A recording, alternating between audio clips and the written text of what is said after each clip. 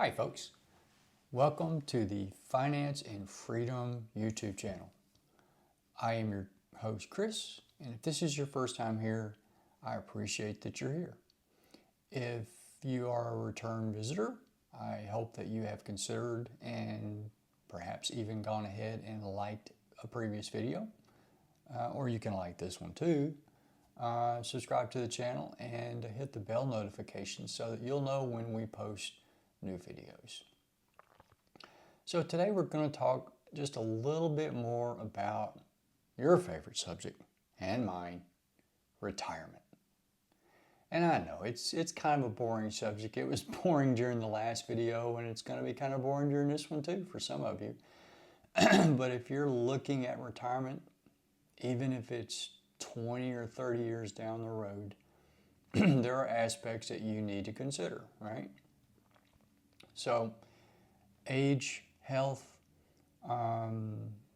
those types of things are always very influential when it comes to making a decision on retirement. So in today's video, and it's not going to be a long one, we're going to talk about the top 5 things, the 5 reasons why you might want to consider retirement. Now, these are not necessarily age-related, meaning that you haven't been at the job for 50 years and now it's time to retire. But you can take them in whatever context you might want to consider them, right? Okay. So in no particular order except the way I wrote them down on my notepad, the number 1 reason might be that you have reached your savings goal. Now, what was your savings goal for retirement?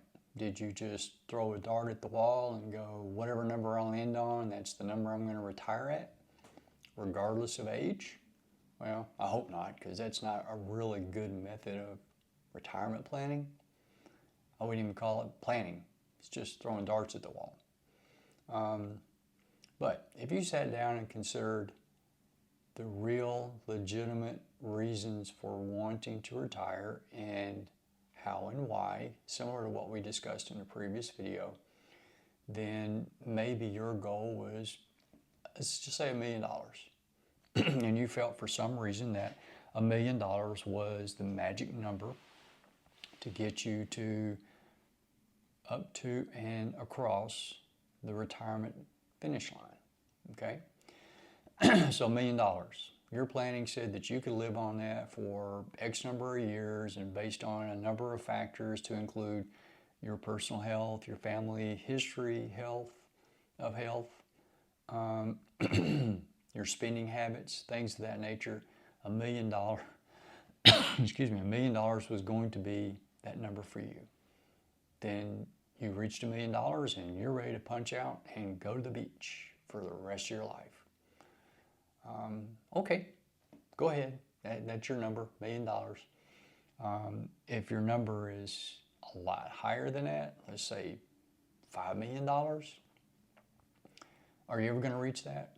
I certainly hope so if that's your goal. But if it's not your goal, it's not probably going to be reachable because you don't have the incentive personally and personality-wise to reach that goal, okay? They have to be a little bit further than what you might think, but within grasp of your ability to reach that goal, okay?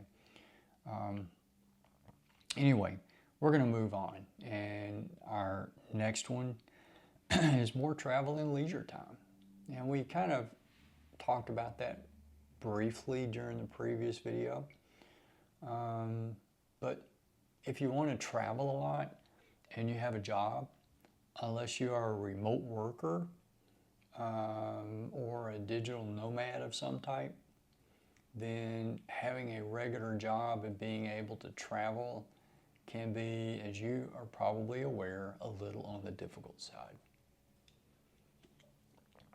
So by retirement or retiring, you certainly have the ability to spend more time doing the leisure time, the travel time, sleeping in time, playing games at 1 o'clock in the afternoon instead of being at a desk at a job somewhere. You have that ability, right? So that might be your number one reason to retire, okay? Is to spend more time at home, playing games, traveling. And again, the way I'm laying it out here is not in any particular order. It's not even in my particular order personally, but they are the top 5 reasons why I feel that probably most people would consider retirement, regardless of age, for the most part. Another or a third reason are health issues. Now again, it's you don't want to have health issues in order to retire. And on the flip side of that, you don't want to continue to work until you have health issues and you have to retire, right? So a lot of people have a fear of working until they die at their desk. And some people do. And most people want to retire at a point where they are not too old and not too broken down that they can't enjoy travel. They can't enjoy getting on an airplane and flying somewhere to visit family, or the sites that are on their bucket list for vacation time. They don't want to wait until they're 70 to retire, but then they can't get out of bed in the mornings. I think most of us probably feel that way, right? Excuse me. Another reason that you might want to retire is you want to become an expat. And again, being an expat means basically that you're going to move out of your current country of residency or citizenship per se. And let's say you're an American and you want to move to Portugal, either full-time or part-time, maybe 6 months out of 12. Or maybe you want to move to Mexico because you have relatives that live in Mexico, right? So if you are a digital nomad or you are a remote worker, then it's much easier than if you had a regular 9-to-5 job. But if you had that 9-to-5 job, it could be that you have to not move to another country, that you have to stay within the state of Arizona or wherever it is that you live and work, right? But that doesn't mean that you always have to do that. But becoming an expat for a lot of people is an interesting concept because they have the ability to travel. They have the ability to live on a regular or a more or less full-time basis in a foreign country that maybe they've got a heritage in their family from, Poland or England or Taiwan or wherever, and they want to experience that culture. Maybe they've never been there before, and that is a reason enough for them to want to retire. Okay. And the last one is a big one for some people, and it occurs, I think it occurs to most of us, and that's a change in your passion. So what do we mean by passion? Well, what is your passion? Is your passion going to the beach on vacation? Well, maybe your passion is really living near the beach, regardless of whether you retire or not. Maybe you would just as soon move to the beaches in Texas or California or Florida and have a job, a regular job, like say a 9-to-5 job, and yet you have the ability to go to the beach on a daily basis. Spend most of your weekends there because you're only a 10 or 20 minute drive to the beach, right? Or perchance rather, your passion changes from wanting to be a corporate bigwig, so to speak, and you prefer to maybe discover a job that you have an interest in where you can work more closely with people individually, one-on-one, maybe as a financial counselor, right? Maybe as a bookkeeper or a greeter at Walmart, whatever the case may be. If you have a change in passion, there are instances where they can be life-changing in a dramatic way. And by that I mean, again, if you are going to go from being a partner or an employee in a major corporation to working in a small one or two person business, maybe that you yourself own, that's a pretty dramatic change in passions, okay? Maybe not so much in the subject matter, but perhaps in the level of involvement, where in that scenario you go from being on the corporate ladder, so to speak, to being what some people would consider the bottom rung of the ladder, where you are at the very bottom of, you know, the work chain. Some people don't like working individually with people. Some people don't like being at the very top of the corporate ladder. Somewhere in between is what most people are comfortable with. Of course, you know, the further up the ladder you go, a little bit more complexity happens, a little bit more politics goes on, and there are a lot of people that just don't like to play with those games, okay? Now, those are the top 5 things that I thought up that might be a desire for you to retire to. Now, let's dispel the notion that retirement means not working at all, okay? So when we're talking about being an expat, I mentioned being an expat in a foreign country where you are a remote worker for your current occupation, or maybe you run your own online business, you're a digital nomad, that sort of thing. Those are things where you don't have to stop working. You can be semi-retired, if you want to consider calling it that.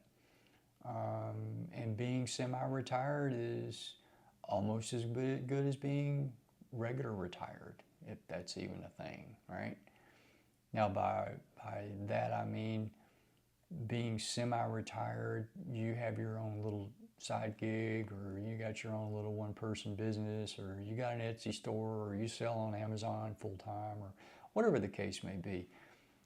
It kind of reminds me of the saying, if you love your work, you will never work a day in your life, right? So in an instance like that, you'd never have to consider yourself truly retired, right? Quote unquote. If you love what you're doing, why would you quit? If you're helping people and that's your passion, why would you retire? In other words, why would you get up in the morning at 10 o'clock, make a pot of coffee, sit on the couch, and then eat dinner at 8 p.m. and go to bed and do nothing in between? Well, you wouldn't. I mean, if you love life and you love your job and you have a passion for what you're doing to help other people, you help yourself by doing those things. You help yourself by helping other people when that's your passion, okay? If your passion is not people, but it's things, meaning designing things, developing new products to sell on Etsy or Amazon or whatever the case may be, or in your store downtown, if you've got like a little brick and mortar store, then your passion creates an atmosphere where it's not work. It's something that you love and you have that passion for, and you can do it all day long, and you could even do it and never get paid, and you would still love doing it. I mean, if you don't have to get paid in order to pay your bills and put food on the table and have a place to live, and you love what you're doing, then you're not going to really care. If you have to get paid for doing whatever you're doing in order to do all the above things, i.e. eat and have a place to sleep and that sort of stuff, then it becomes a job. It becomes a job. And there's an acronym for job, and that means just over broke, job, because that's the way a lot of people feel when they're working their 9-to-5 jobs and they've got 30+% of their income every month is going to pay for their housing or their mortgage payment or their apartment rent or what have you, right? So anyway, I'm gonna stop the video right here. We're gonna talk about and think about similar types of things in videos to come. If you have comments, I'd love to hear them. I'll do my best to respond to each one of your comments. A little patience if I don't get back to you the minute after you post your question or your comment. Give me a minute and I'll get to it, I promise you, okay? So until the next time, I hope you've enjoyed this. I hope you found something of interest and usefulness in the video. If you have something that you would like specifically discussed in a previous video, make sure you put that in the comment section below also, okay? So until the next time, we'll see you, and I hope you have a good rest of your day, morning or afternoon, whichever it is, wherever it is that you're viewing this from. Adios.